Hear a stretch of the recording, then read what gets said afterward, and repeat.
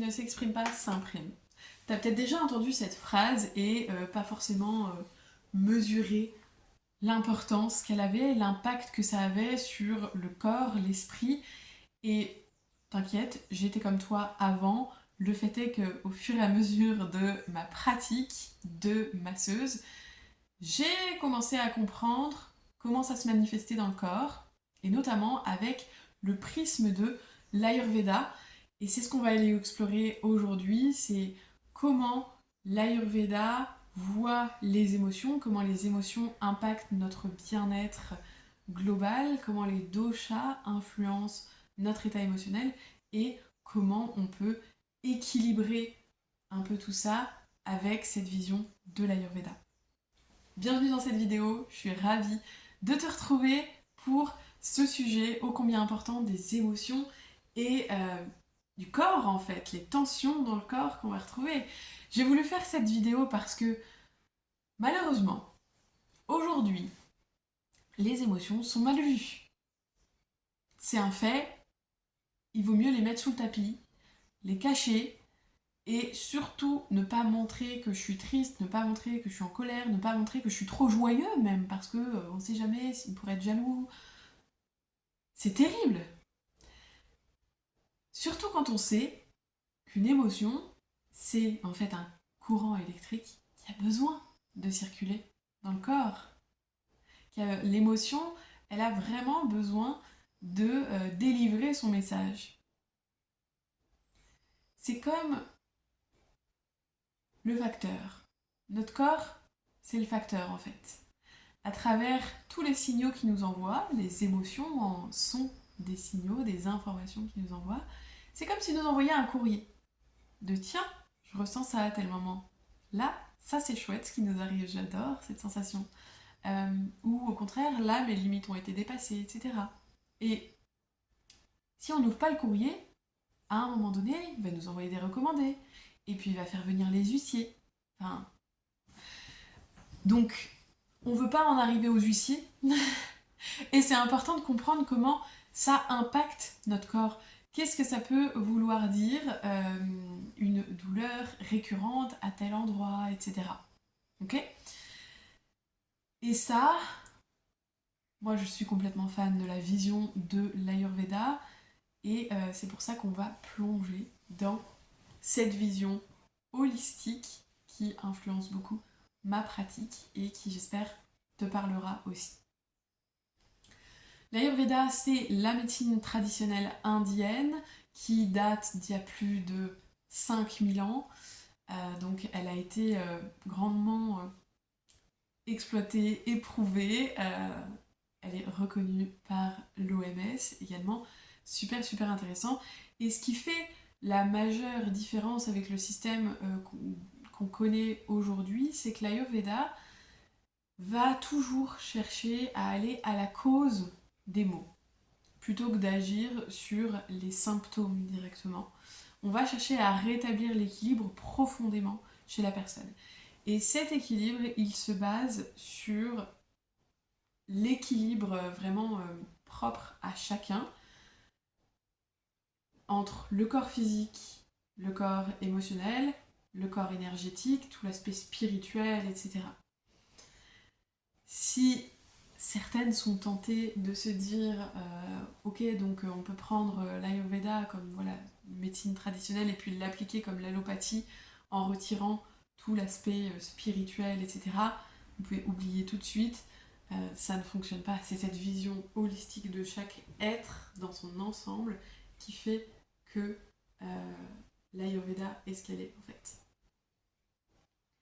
Donc, cet équilibre, il est propre à chacun et il est challengé chaque jour par un peu de stress, un peu de pollution, une alimentation qui n'est pas forcément équilibrée ou qui apporte pas ce dont on a besoin, par les saisons aussi qui changent et peut-être je prends pas le temps de m'adapter à la saison. Tout ça fait que notre équilibre est challengé, on tombe en déséquilibre sur certains sujets. Les émotions sont tout aussi sujettes à cet équilibre, précisément parce que, je l'ai dit juste avant, elles délivrent des informations. Et ces informations, elles ont besoin de circuler. Si elles ne circulent pas, elles se bloquent quelque part, elles se logent quelque part, et ça s'ancre en fait. Ça s'ancre vraiment dans le corps physique. Ok ?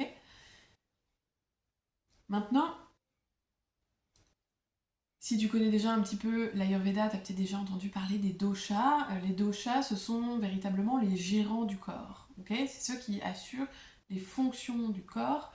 On a tous les 3 doshas en nous, chacun dans des proportions différentes qui font notre unicité. On a d'abord le dosha Vata, qui est la combinaison des éléments air et éther, donc beaucoup de légèreté, beaucoup de finesse, de fraîcheur aussi. On a Pitta, le feu et l'eau, la chaleur en milieu liquide, qui est donc beaucoup plus posé, très terre à terre, très scientifique, un esprit logique, très piquant aussi. Et on a Kapha, l'eau et la terre, et là on a beaucoup plus de douceur, de rondeur, de souplesse, et beaucoup de calme aussi. Donc ça c'est pour la rapide présentation des doshas, et c'est à travers ce prisme que je vais t'emmener dans cette petite analyse un petit peu des émotions, des déséquilibres émotionnels en fonction des doshas. L'idée c'est d'identifier un petit peu quel est le dosha en jeu chez tes clients en fonction de ce que tu ressens, ou quelle est au contraire l'émotion du coup qui est présente, et du coup comment je fais le lien vraiment entre les deux, et comment ensuite je vais pouvoir proposer de rééquilibrer tout ça. Donc c'est un outil vraiment vraiment intéressant. Donc Vata, l'air et l'éther, sa principale caractéristique, je dirais, au niveau émotionnel et de manière générale, c'est l'irrégularité. Ça fait beaucoup de pics comme ça. C'est pas des petites vagues, c'est vraiment des pics. Des pics d'énergie, de fatigue, d'enthousiasme, de beaucoup de tristesse, d'anxiété, de peur, et puis hop, beaucoup d'enthousiasme. Ok, l'irrégularité. Les émotions dominantes, c'est l'anxiété, l'insécurité, la peur, beaucoup la tête qui tourne à 1000 à l'heure en fait. Cette légèreté, ça lui donne un grand potentiel de développement spirituel, et en même temps ça fait qu'il y a moins de connexion à son corps, et il y a beaucoup d'énergie qui est dans la tête. Okay, donc la tête qui tourne à 1000 à l'heure, etc. Donc ça peut être une première manifestation déjà d'avoir beaucoup de rumination, beaucoup de pensées. Ensuite ça peut être des tensions dans le bas du dos notamment, beaucoup de fatigue nerveuse, ça peut être des troubles au niveau du sommeil. Tout ça c'est très typiquement relié à Vata. Les facteurs aggravants par exemple, ça peut être beaucoup de mouvements, trop de mouvements, vraiment, trop de speed, tu vois. Pas la capacité à se poser et juste respirer, être en présence. Le manque d'ancrage. Manque d'ancrage, du coup, ça fait qu'encore plus on s'élève et encore plus on est dans la tête, et tout échappe. Tout nous échappe. Donc ça, c'est pour le premier dosha, pour Vata. Ensuite, pour Pitta, le feu et l'eau, c'est l'intensité. Les émotions dominantes, ça va être la colère, l'irritabilité, la frustration, l'impatience. Ok ? On peut être très, très critique aussi. Très, très critique. Très piquant, quoi. Et là, c'est en déséquilibre, bien sûr. Hein. J'exagère pour aller vers le déséquilibre et qu'on puisse les comprendre. On est bien d'accord. Les manifestations physiques, ça va être beaucoup d'inflammation, beaucoup d'acidité, reflux, etc.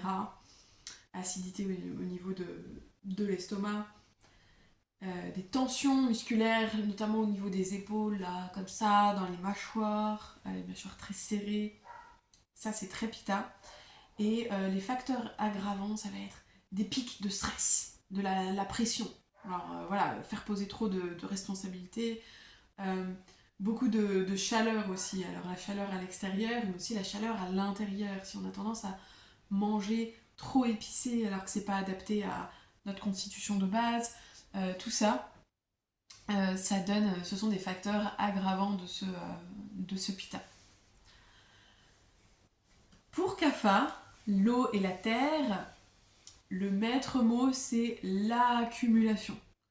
Et là, les émotions dominantes, ça va être la tristesse, la mélancolie, un attachement excessif aussi.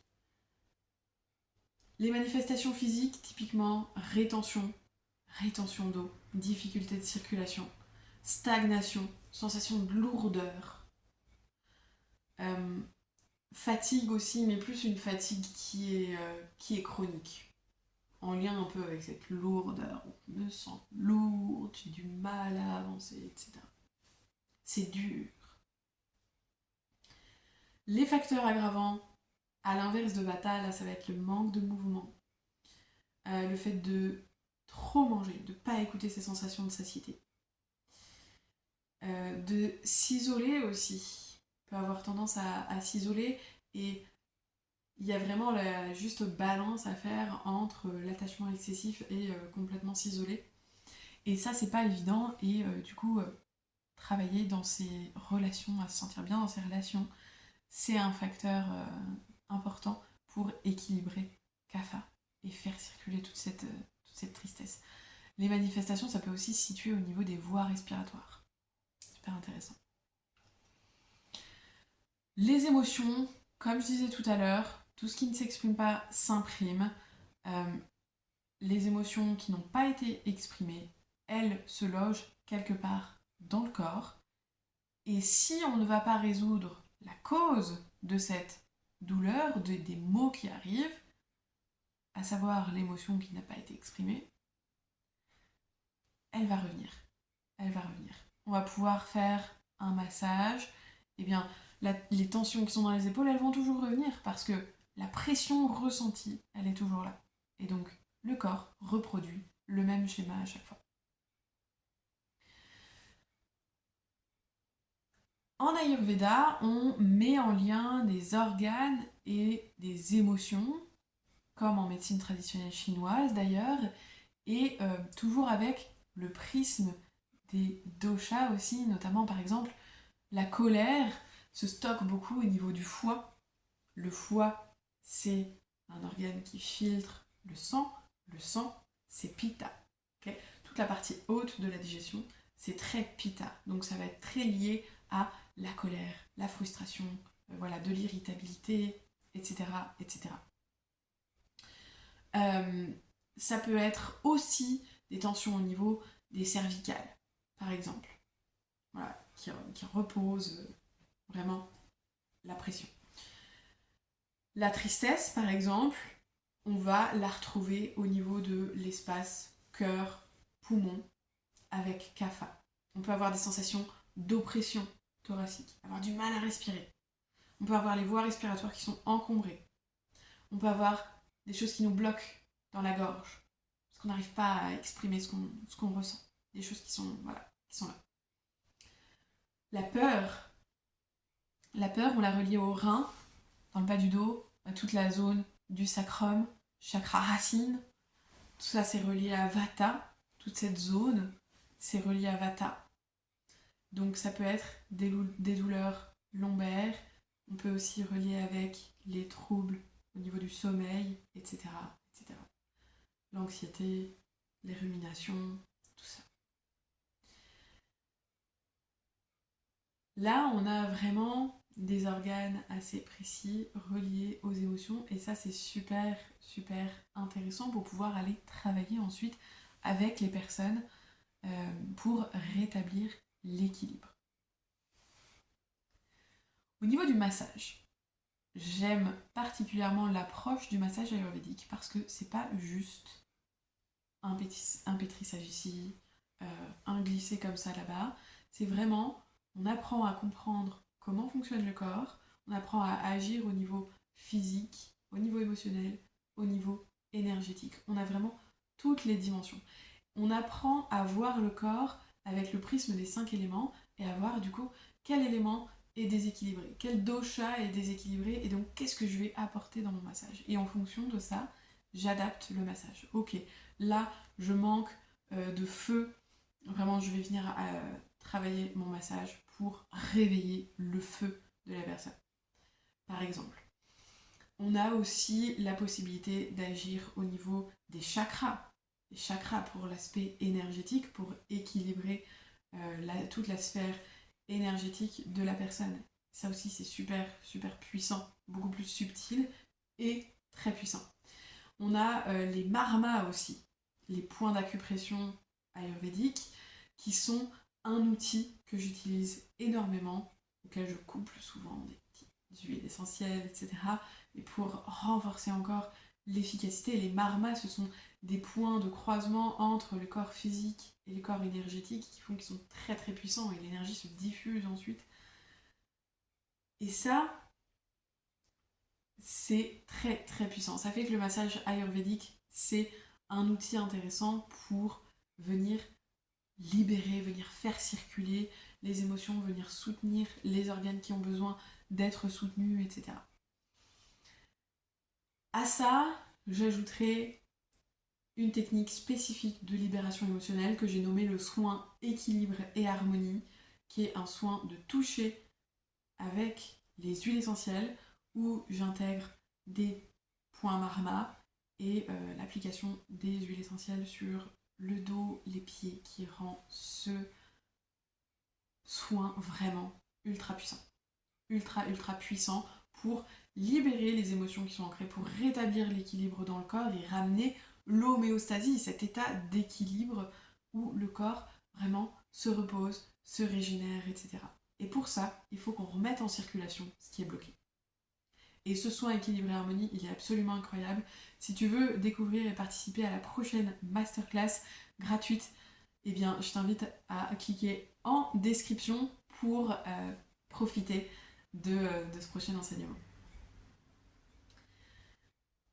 Ensuite, ce qu'on va pouvoir faire pour rétablir l'équilibre au-delà du massage ayurvédique, parce qu'il y a plein de possibilités entre le massage, ce soin de libération émotionnelle, il y a plein d'autres choses.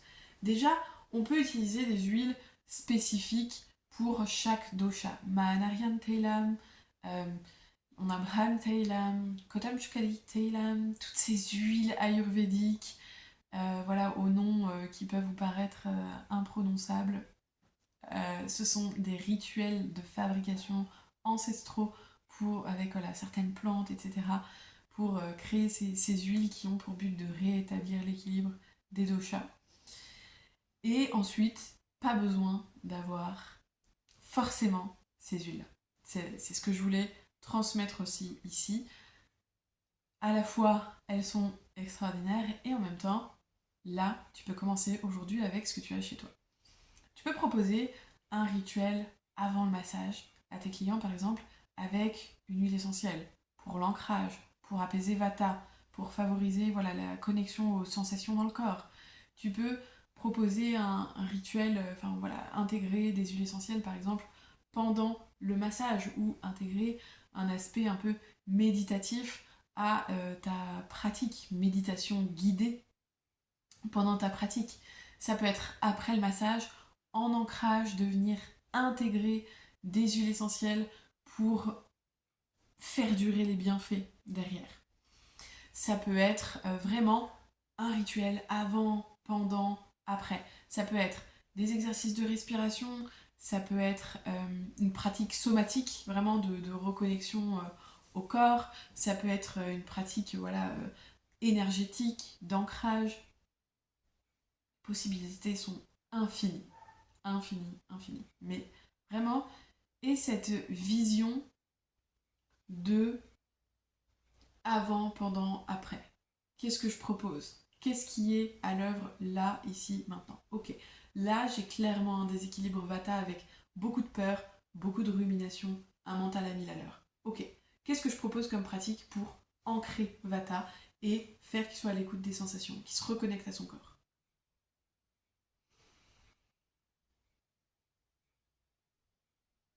Ensuite, ne néglige pas l'importance de l'intention. L'intention que tu poses sur ton massage, sur ton soin est super, super importante. C'est ce qui fera la différence. Ça te coûte rien d'essayer, même si t'es pas très réceptive à ça. Mais vraiment, pose l'intention de venir libérer la personne de ses peurs. Par exemple, j'accompagne la libération de ses peurs. Et juste, voilà, je demande à être dans la bonne posture. Ça peut être des choses très très simples, mais qui font la différence. Et l'environnement dans lequel tu reçois, évidemment, qui doit être très très sécurisant. Surtout dans le cas d'un vata déséquilibré.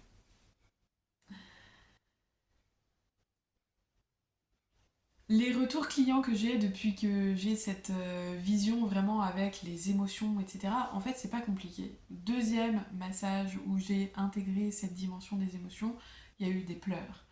Ensuite, des crises de fou rire, etc. Enfin, vraiment, ça a recommencé à bouger tout de suite. Et les personnes, c'est genre, oh, c'était trop court, c'était bien, mais c'était trop court avant.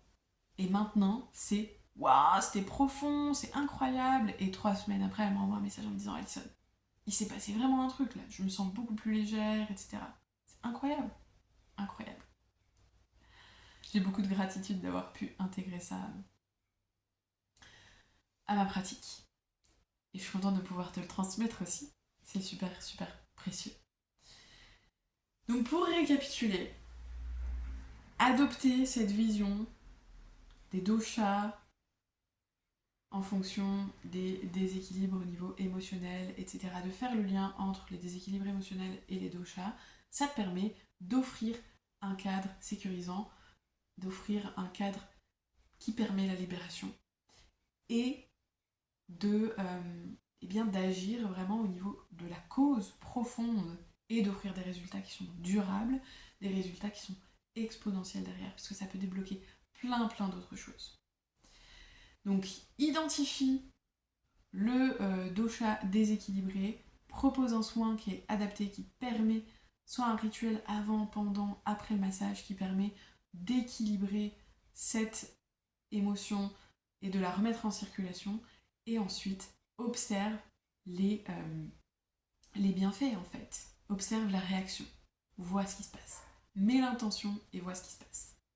Si tu veux en découvrir plus, encore une fois, sur ma technique spécifique de libération émotionnelle, je t'invite à t'inscrire dans le lien, via le lien dans la barre d'infos pour la prochaine masterclass où je te présenterai tout ça. On ira vraiment en profondeur sur les émotions, la manifestation dans le corps, etc. Beaucoup plus qu'ici. Et puis, dis-moi en commentaire quelle est la première chose que tu vas mettre en place pour augmenter l'impact de tes séances grâce à cette vision des émotions et de l'Ayurveda. Je te souhaite une belle expérimentation et je te dis à bientôt. Ciao ciao.